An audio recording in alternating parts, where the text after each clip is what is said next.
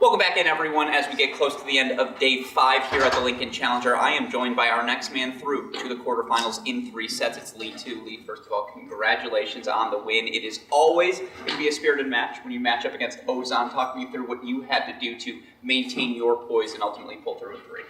Yeah, look, it was a tough match. You know, he's a great competitor. I sort of knew coming in that he can be a bit loud and whatnot, and you know, actually, I didn't take it personally at all. You know, it's if that's what you need to do to compete your best, then that's what you got to do. So, you know, I give full credit to him for his competitive spirit and everything. And you know, we had a good handshake at the end. I said, "Dude, good battle." So, no, good credit to him for bringing a really high level today. And yeah, just really glad to have gotten through that with the tough conditions, a little bit with the wind and everything. So, yeah, just really proud of myself for sticking through that one and beating a quality opponent. Yeah, no, it was impressive to see, and you know, and you came out with such rhythm. Felt like you really blitzed him in set number 1. Now, no doubt he raised his level in set 2. What did you get back to tactically in set 3 to kind of, you know, it felt like he played a lot less offense in set 3, and I'm curious what you felt he did to earn that. Yeah, I think that, you know, going into number 2, I thought he set number 1. I think I came out, you know, blitzing the ball, and he started missing and maybe started overplaying a little bit, and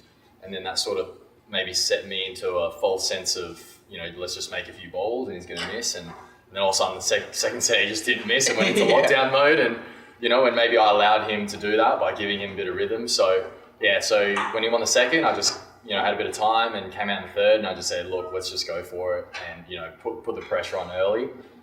And got an early break, which was big, and yeah, just managed to hold on to that break till the end. No, it was impressive to watch, and again, I'm running really nerd out here with the tactics. On a windy day like today, you got a one-handed backhand. Is it harder to come over the top of it when that ball's getting up on you at times the way it was? Did you felt like you played maybe a little more slice today than you typically would have? Yeah, I think that, you know, especially with the wind, the slice can be a really effective shot, and you know, it's effortless for me, and I feel like I can dictate the point, you know, with the slice and just sort of dicking the ball around and maneuvering it. So, yeah, especially I think it can be a great weapon for sure.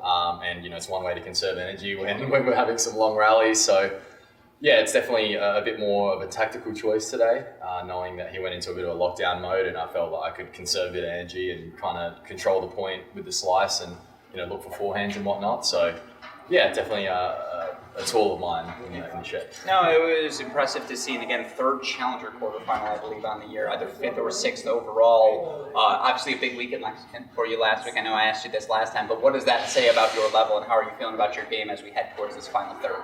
Yeah, look, I'm really confident at the moment, and playing some great tennis, and you know, I think that, you know, I've always had a really high level, and I think it's maybe my lower level that's needed work, Sure. and I guess I'm proud that I think I've really raised that, and just being able to scrap and being able to fight, and you know, when things aren't great, they're not perfect, because tennis isn't perfect. You know, some days there's wind or whatever and whatnot, and just being able to just keep a level head and, you know, find a way on those days to you know, give yourself another chance, you know, the next day. No, it's been remarkably fun to watch you compete this week, and yeah, it's fun. The base level needs to be raised. I like that. I like that framing of it. Well, then, here's my final question for you, and it's our question of the day here on Day 5, and it's an Olympic summer, right? We're having some fun. We're all enjoying following from afar. If I were to say to you, you can either medal at the 2028 Olympics, or you can capture the 2025 Indian Wells singles title. Which do you pick and why? I'm going to pick the 2028 Olympic gold. Yeah, for sure. I think that, you know, for Australia, I think that's amazing. I think that not many people can say they won singles Olympic, you know, gold. So I think that would be an amazing achievement. And not saying that Indian Wells wouldn't be, but yeah, I think that for me would be a great defeat. The reason I'm asking is because I want to just prove that Olympic tennis matters. What about a slam title? If I were to say U.S. Open title or gold medal, because that's what we had the same thought where it's like, ooh, it's pretty tricky. That one's tricky. I'll say Australia, not U.S. Open title. Australian Open title. Oh, to even double down. Yeah, to do it at home. Oh, jeez. Okay, that is actually tough. All right. You have to think. Because I'm sure either way, Melbourne's going to love you. Oh man, is 2028? Is that in Brisbane? When's the Brisbane one? That's above my pay grade. Oh, yeah, they don't. man. 2028 in LA.